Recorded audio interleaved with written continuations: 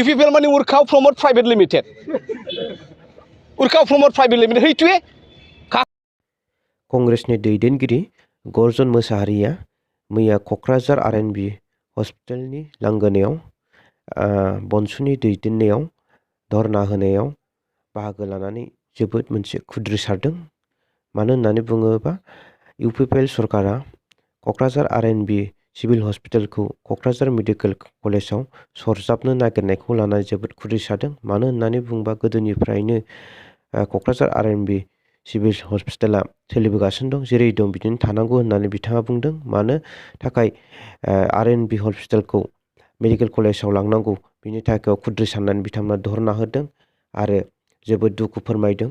बिथाङा बुंदों दि क'क्राझार आर.एन.बी. हस्पिटाला जेरै दं बिदिनो थानांगौ, गोदोबो जेरै दं दाबो जेरै बेबायदिनो थानांगौ होननानै बिथाङा खुद्रिसारदों आरो सोंखारिदों।